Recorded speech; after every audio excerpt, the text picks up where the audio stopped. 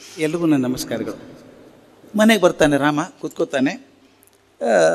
ಊರಲ್ಲಿ ಸಡಗರ ಮಿತಿ ಮೀರಿ ಬಿಟ್ಟಿದೆ. ಮುಂದಿನ ಪ್ರಸಂಗ ಹೇಳೋಲ್ಲ ನಾನು. ಮಂಥರೆ ಮೇಲೆ ಹೋಗಿ ನೋಡ್ತಾಳೆ, ಏನು ಗದ್ದಲ ಅಂಥೇಳಿ ನೋಡ್ತಾಳೆ. ಊರೆಲ್ಲ ಬೆಳದಿಂಗಳಾದಂಗೆ ಆಗಿದೆ, ಬೆಳಕು ಹಾಕಿದ್ದಾರೆ, ದೀಪ ಹಾಕಿದ್ದಾರೆ, ಇದೆಲ್ಲ ರಂಗೋಲಿ ಹಾಕ್ತಾ ಇದ್ದಾರೆ, ಅಲಂಕಾರ ಮಾಡ್ತಿದ್ದಾರೆ, ಏನು ನಡೆದಿದೆ ಅಂತ.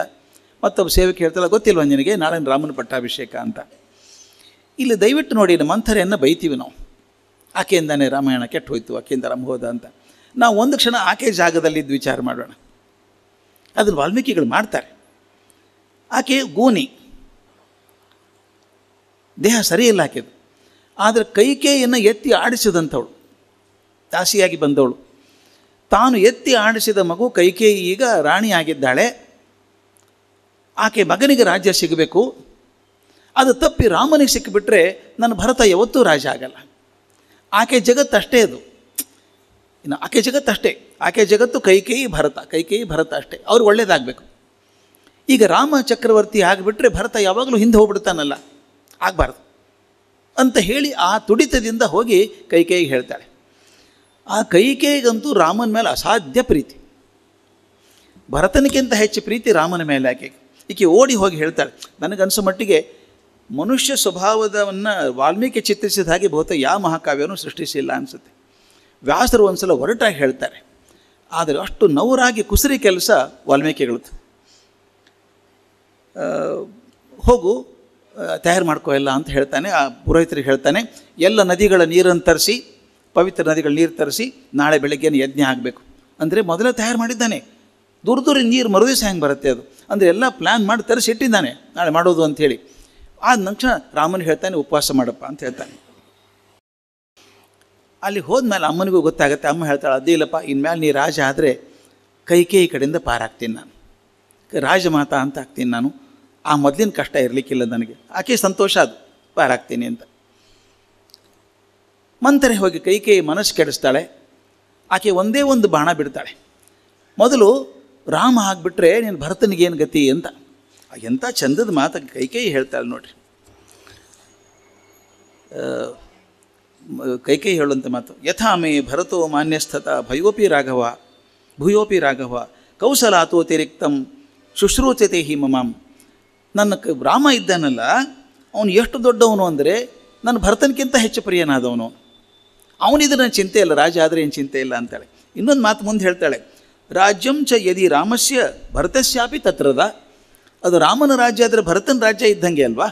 ರಾಮನಿಗೆ ಭರತನಿಗೆ ಏನು ವ್ಯತ್ಯಾಸ ಇದೆ. ಮನ್ಯತೆ ಹಿ ಯಥಾತ್ಮಾನಂ ತಥಾ ಭ್ರಾಂದಂಶ ರಾಮ ತಮ್ಮ ತಮ್ಮಂದಿರನ್ನ ಅತ್ಯಂತ ಪ್ರೀತಿಯಿಂದ ಕಾಪಾಡ್ಕೋತಾನೆ. ಅವ್ರಿಗೇನು ತೊಂದರೆ ಆಗಲ್ಲ, ಆಗಲಿ ಬಿಡಿ ಅವನು ರಾಜ ಆಗಲಿ ಅಂತ. ಯಾವ ಬಾಣನೂ ಆಟ ಅಲ್ಲ ಅಂದಾಗ ಮಂಥರೆ ಒಂದು ಕೊನೆಯ ಬಾಣ ಬಿಡ್ತಾಳೆ. ಅದು ಅತ್ಯಂತ ಪವರ್ಫುಲ್ ಬಾಣ, ಎಸ್ಪೆಷಲಿ ಸೌತ್ ಏರಿಯಾ ಇರುವಂಥಲ್ಲಿ ಭಾಳ ಒಳ್ಳೆಯ ಬಾಣ. ಇದು ಸೈಕಾಲಜಿ ಹೆಂಗಿದೆ ನೋಡಿ. ನೀ ಹುಚ್ಚಿದ್ದಿ, ರಾಮ ಆಗಲಿ ಏನು ತೊಂದರೆ ಇಲ್ಲ. ರಾಮ ರಾಜ ಆದರೆ ಕೌಶಲ್ಯ ಮೇರೆ ಏರು ಕೂತ್ಕೋತಾಳೆ. ಇದುವರೆಗೂ ನೀನು ಹೇಗೆ ಆಕೆನ ಅರ್ದು ಹಾಕಿದ್ದೀಯೋ ಹಂಗೆ ಅರಿತಾಳೆ ನಿನ್ನಾಕೆ. ಇದು ಸೌತಿ ಬಾಣ, ಭಾಳ ಸ್ಟ್ರಾಂಗ್ ಬಾಣ ಇದು. ಆಕೆ ಜೋರಾಗ್ಬಿಟ್ಟು ನೀನು ದಾಸಿಯಾಗಿ ಕೂತ್ಕೋಬೇಕು.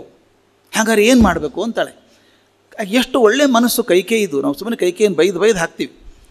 ಆಕೆಗೆ ಪಾಪ ಹಿಂದಿನ ವರ ಗೊತ್ತದಲ್ಲ, 2 ವರ ಕೊಟ್ಟಿರ್ತಾನೆ ದಶರಥ. ನಿನಗೇನು ಬೇಕಾದ ವರ, ಯುದ್ಧದಲ್ಲಿ ಪಾರು ಮಾಡಿರ್ತಾಳೆ ಆಕೆ ಅವನ್ನ. ನಿನಗೇನು ಬೇಕು ಕೇಳ್ಕೊ 2 ವರ ಅಂತ. ಈಗೇನು ಬೇಡ ಆಮೇಲೆ ಕೇಳಿ. ಆಕೆ ಮರ್ತೇ ಬಿಟ್ಟಿದ್ದಾಳೆ.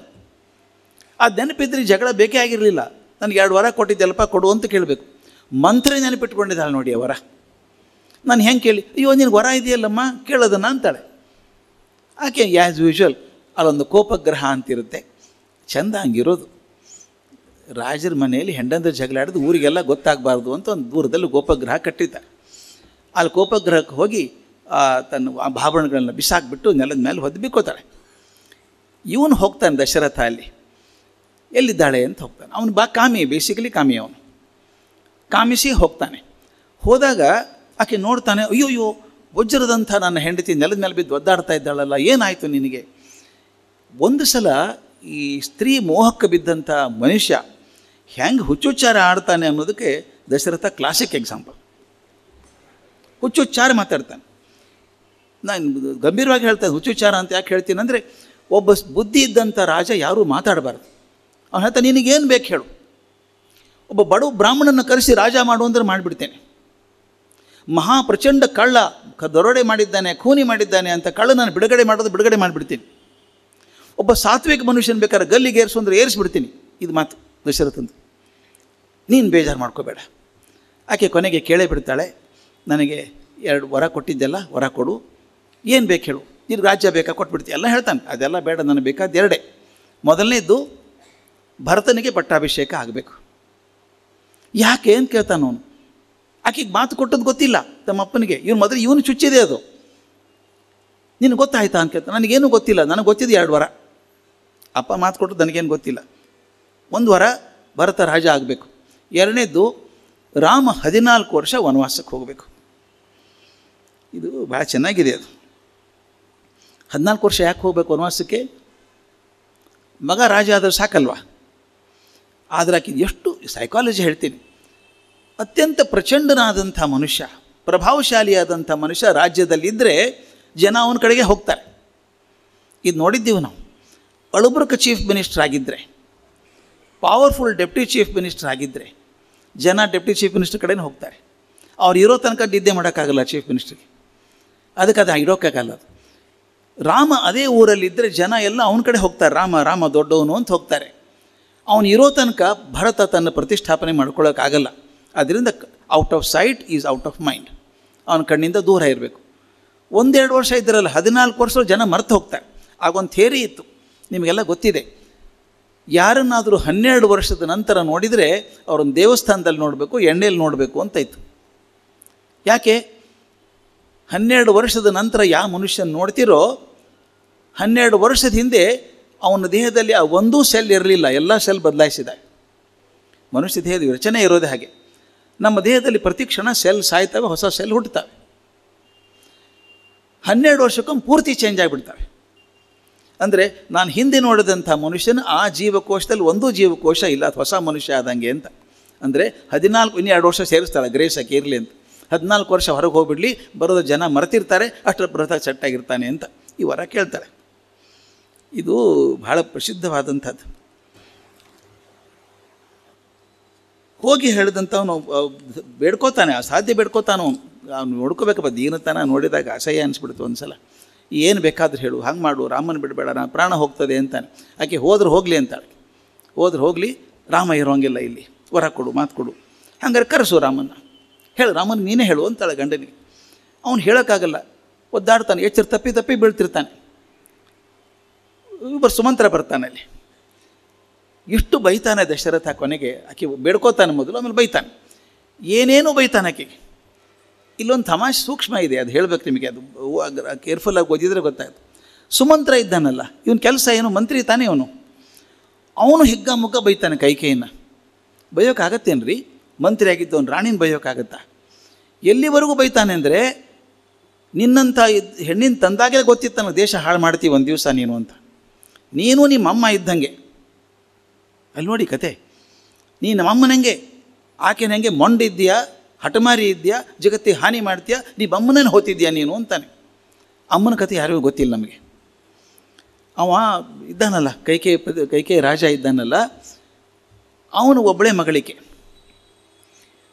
ಅವನಿಗೊಂದು ಹವ್ಯಾಸ, ಸನ್ಯಾಸಿಗಳ ಹತ್ರ ಓಡಾಡಿ ಬೇರೆ ಬೇರೆ ಜ್ಞಾನ ಪಡ್ಕೋಬೇಕು ಅಂತ. ಒಬ್ಬ ಸನ್ಯಾಸಿ ಕಡೆ ಹೋಗಿ, ನನಗೆ ಪಕ್ಷಿ ಪ್ರಾಣಿಗಳ ಮಾತು ಅರ್ಥ ಆಗೋಂಗೆ ಕಲಿಸ್ಕೊಡಿ ಅಂತ ಕೇಳಿದಂತೆ. ಅವ್ರು ಕಲಿಸಿದ್ರು. ಅವನಿಗೆ ಸಣ್ಣ ಸಣ್ಣ ಜಿರ್ಲೆ, ನೊಣ ಇವು ಮಾತಾಡೋದು ಅಂತ ಹಿಡಿದು ಪಕ್ಷಿ ಮಾತಾಡಿ ಕಲಿಸ್ಬಿಟ್ಟ. ಅವ್ನಿಗೆ ಅರ್ಥ ಆಗ್ತಿತ್ತು ಮಾತೆಲ್ಲ. ಒಂದು ದಿವಸ ಮಲ್ಕೊಂಡಿದ್ದಾನೆ, ಹಾಸಿಗೆಯಲ್ಲಿ ಕೂತಿದ್ದಾನೆ. ಆಗ ಬಂದು ತಮಾಷೆದ ವಾಲ್ಮೀಕಿಗಳು ಅವನ ಹೆಂಡತಿ ಹೆಸರು ಬರೆಯೋದೇ ಇಲ್ಲ ಎಲ್ಲೂ, ನಾಟ್ ವರ್ತ್ ಅಂತ ಬಿಟ್ಬಿಟ್ಟಿದ್ದಾರೆ ಅವರು. ಬಂದು ಕೂಡ್ತಾಳಕ್ಕೆ. ಕೂತಾಗ ಇವನು ನಗ್ಗಕ್ಕೆ ಶುರು ಮಾಡ್ತಾನೆ. ಇವನು ಅಶ್ವಪತಿ ರಾಜ. ಯಾಕೆ ನಗ್ತೀಯಾ ಅಂತ ಕೇಳ್ತಾಳೆ. ಏನಿಲ್ಲ ಅಂತಾನೆ. ಯಾಕೆ ನಗ್ತಾನೆ ಅಂದರೆ, ಹಿಂದೆ 2 ಹುಳುಗಳು, ಕ್ರಿಮಿಗಳು ಮಾತಾಡ್ತಿರ್ತವೆ. ಅವೇನೋ ಪ್ರೀತಿಯಿಂದ ಮಾತಾಡ್ತವೆ, ಗಂಡ ಹೆಂಡತಿ 2. ಅದು ನೋಡಿ ನಗೆ ಬರುತ್ತೆ ಇವನಿಗೆ ಕೇಳಿಕೊಂಡು. ನಗ್ತಾನೆ. ಯಾಕೆ ನಕ್ಕಿ ಅಂತ ಕೇಳ್ತಾಳೆ. ಏನು ಹೇಳಬೇಕು ಅವನು? ಆ ಕ್ರಿಮಿಗಳು ಮಾತಾಡ್ತಾವೆ ಅಂದರೆ ನಿನಗೆ ಅರ್ಥ ಆಗತ್ತಾ ಅಂತ ಕೇಳ್ತಾಳಕ್ಕೆ. ಅವನು ಋಷಿ ಏನು ಕಲಿಸಿದ್ದಾನೆ, ಇವಾಗ ಭಾಷೆ ಕಲಿಸಿದ್ದಾನೆ, ಕ್ರಿಮಿಕೀಟಗಳ ಮಾತು ಕಲಿಸಿದ್ದಾನೆ. ಅವನು ಹೇಳಿದ್ದಾನೆ, ಇದು ನನಗೆ ಗೊತ್ತಿದೆ ಅಂತ ನೀ ಹೇಳಿದರೆ ನಿನ್ನ ತಲೆ ಸಹಸ್ರ ಹೋಳಾಗ್ತದೆ ಅಂತ ಹೇಳಿದ್ದಾನೆ. ಕಥೆಗಳೇ ಚೆಂದವು. ಹೇಳಿದ ತಲೆ ಸೋಳಾಗ್ತದೆ ಅಂತ. ಈಗ ಅವ್ನಿಗೆ 2 ಹಾದಿ ಇರೋದು, ತಲೆ ಹೋಳು ಮಾಡ್ಕೊಳ್ಳೋದು, ಹೇಳದೇ ಇರೋದು. ಏನಾಗಿಲ್ಲ. ಆಕೆ ಮಂಡಂದು ಅಸಾಧ್ಯ ಹೇಳಬೇಕು ನೀನು ಅಂತಾಳೆ. ಒಂದು ದಿವಸ ಟೈಮ್ ಕೊಡು, ನಾನು ಗುರುಗಳನ್ನ ಕೇಳ್ಕೊಂಬರ್ತೀನಿ ಅಂತಾನೆ. ಮರುದಿವಸ ಗುರುಗಳ ಕಡೆ ಹೋಗ್ತಾನೆ. ನನ್ನ ಹೆಂಡತಿ ಭಾಳ ಕಾಡ್ತಾಳೆ, ಅದು ಹೇಳು ಅಂತಾಳೆ, ಹೇಳಿಬಿಡ್ಲ ಆಕೆಗೆ, ನನಗೆ ಪಕ್ಷಿಗಳು ಪ್ರಾಣಿಗಳ ಮಾತು ಗೊತ್ತಿದೆ ಅಂತ ಹೇಳ ಅಂತ. ಅವ್ನು ಹೇಳ್ದ, ಬೇಡಕ್ಕೆ ಹೋಗಬೇಡ, ಹಂಗೆ ಮಣ್ಣು ಹಿಡಿದ್ರೆ ಆಕೆನ ಮನೆಯಿಂದ ಹೊರಗೆ ಹಾಕ್ಬಿಡಾಕೆನು, ಅದು ಹೊರಗೆ ಇಟ್ಕೋಬೇಡ ಅಂತ. ಅವತ್ತು ಹೆಂಡ್ತಿನ ಹೊರಗೆ ಹಾಕ್ಬಿಡ್ತಾನೆ ಮನೆಯಿಂದ. ಅವನು ಮನೆ ಹೊರಗೆ ಹಾಕಿ ಮುಂದೆ ಆಕೆ ರಾಜ್ಯಕ್ಕೆ ಬರೋಲ್ಲ. ಇದು ಕತೆ. ಅದನ್ನು ಸುಮಂತ್ರ ಹೇಳ್ತಾನೆ, ನೀನು ಇಂಥವಳು, ನಿಮ್ಮಮ್ಮ ಹೆಂಗೆ ಇದ್ಲು, ಮಣ್ಣು ಥರ ಮನೆ ಹೊರಗೆ ಹಾಕಿದ್ನಲ್ಲ ನಿಮ್ಮಪ್ಪ, ಹಾಗೆ ನಿನ್ನೂ ಹೊರಗೆ ಹಾಕಬೇಕಾಗ್ತದೆ ಅಂತ ಹೇಳ್ತಾನೆ. ಒಂದು ಸಲ ಉದ್ದಾಡ್ತಾನೆ ಅನ್ಸಲ್ವಾ, ಮಂತ್ರಿ ರಾಣಿಗೆ ಮಾತಾಡೋದು ಉಂಟಾ? ಅಂದರೆ ದಶರಥ ಸುಮಂತ್ರನು ಯಾವ ಮಟ್ಟಕ್ಕೆ ಇಟ್ಕೊಂಡಿದ್ದ ಮನಸ್ಸಲ್ಲಿ ಅಂದರೆ ಬರೀ ಅವನ ಮಂತ್ರಿ ಆಫೀಷಿಯಲ್ ಅಲ್ಲ, ಆತ್ಮ ಸಖ ಆಗಿದ್ದ. ಇವೊಂದೆಲ್ಲ ಸೀಕ್ರೆಟ್ ಅವನಿಗೆ ಗೊತ್ತಿತ್ತು ಅಂತ.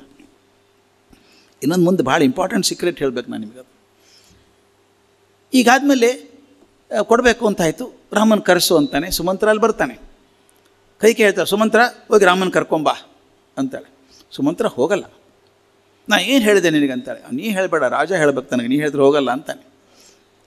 ದಶರಥ ಕರೀಪ ಅವನ, ರಾಮನ ಕರಿ ಅಂತಾನೆ. ರಾಮನ್ ಕರೀತಾರೆ. ಈಗ ದಯವಿಟ್ಟು ಗಮನಿಸಿ, ಒಂದು ತಾಸಿನ ಹಿಂದೆ ನೀ ನಾಳೆ ಪಟ್ಟಾಭಿಷೇಕ ಕೂಡಬೇಕು ಅಂತ ಹೇಳಿದಂಥ ದಶರಥ ಕಳಿಸ್ತಾನಲ್ಲ, ಮತ್ತ್ಯಾಕೆ ಕರೆದ? 5 ನಿಮಿಷಕ್ಕೊಮ್ಮೆ ಕರೆದಿದ್ನಲ್ಲ ಆಗಲೇ. ಹೋಗ್ತಾನೆ ರಾಮ. ಹೋದಾಗ ಎಷ್ಟು ತಪ್ಪಿ ಬೀಳ್ತಿರ್ತಾನೆ ದಶರಥ. ಮಾತಾಡ್ತಾನೆ. ಅವ್ನು ಎಷ್ಟು ಹಣೆ ಬಾರ ಅವ್ನು ಹೆಂಗಾಗಿದೆ ಅಂದರೆ ಮಾತಾಡೋಕ್ಕಾಗಲ್ಲ. ಒಂದು ತೋರಿಸ್ತಾರೋ ಒಂದು ಹೆಂಗಾಗಿದೆ ಅಂತ. ರಾಮೇ ಇತ್ಯುಕ್ತ್ವಾಚ ವಚನಂ ಭಾಷ್ಪ ಪರ್ಯಾಕುಲೇಕ್ಷಣಂ ಶಶಾಕ ನಪದೀರ್ದೀರ್ದವನು ನೇಕ್ಷಿತಂ ನಾಭಿಭಾಷಿತಂ. ಮಾತಾಡೋಕ್ಕಾಗಲ್ಲ. ಕಣ್ಣಲ್ಲಿ ನೀರು ಸುರಿಸ್ತಾನೆ. ರಾಮ ಅಂತಾನೆ ಕುಸಿದು ಬೀಳ್ತಾನೆ, ರಾಮ ಅಂತಾನೆ ಕುಸಿದು ಬೀಳ್ತಾನೆ. ನೀವು ಕೇಳ್ತಾನೆ, ಅಮ್ಮ ಏನಾಯ್ತು ನಮ್ಮ ಅಪ್ಪನಿಗೆ? ಏನು ತೊಂದರೆ ಇದೆಯಾ? ಆರೋಗ್ಯ ತೊಂದರೆ ಆಯಿತಾ? ಅಥವಾ ನನ್ನಿಂದ ಏನಾದ್ರು ತೊಂದರೆ ಆಯಿತಾ ಅಂತ ಕೇಳ್ತಾನೆ. ಏನಿಲ್ಲಪ್ಪ, ತೊಂದರೆ ಏನಿಲ್ಲ ಅಂತ ಹೇಳ್ತಾರೆ. ಮತ್ತೇನಾಯಿತು? ಅವ್ನು ಮಾತಾಡೋಕ್ಕಾಗ್ತಾ ಇಲ್ಲ. ಏನು ಹೇಳ್ಬೇಕಂತಾರಪ್ಪ? ಅವ್ರು ಹೇಳೋಕ್ಕಾಗಲ್ಲ, ನಾನೇ ಹೇಳ್ತೀನಿ. ಎಷ್ಟು ಚೆನ್ನಾಗಿದೆ ನೋಡಿ.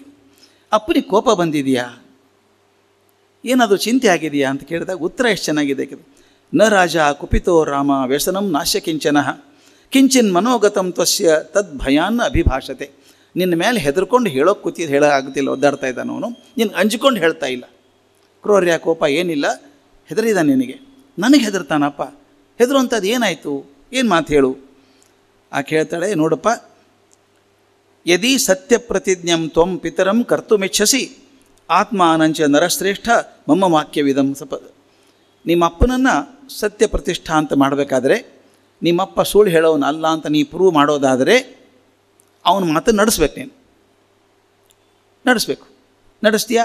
ನಡೆಸದೆ ಹೋದರೆ ನಿಮ್ಮಪ್ಪ ಸತ್ಯ ಪ್ರತಿಷ್ಠಾ ಅಲ್ಲ ಅಂತ ಆಗ್ತದೆ ಅಂತ. ಆಗ ರಾಮ ಹೇಳುವಂಥ ಮಾತು ಅದ್ಭುತ ಮಾತು. ಅದು ಭರತವಾಕ್ಯ ಇದ್ದಂಗೆ ರಾಮಾಯಣದಲ್ಲಿ.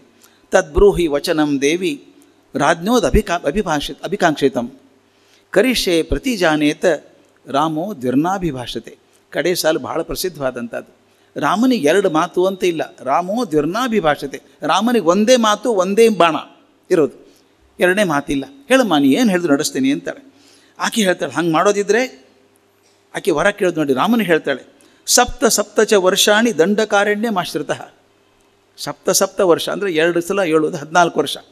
14 ವರ್ಷ ದಂಡಕಾರಣ್ಯದಲ್ಲಿ ಇರಬೇಕು ನೀನು.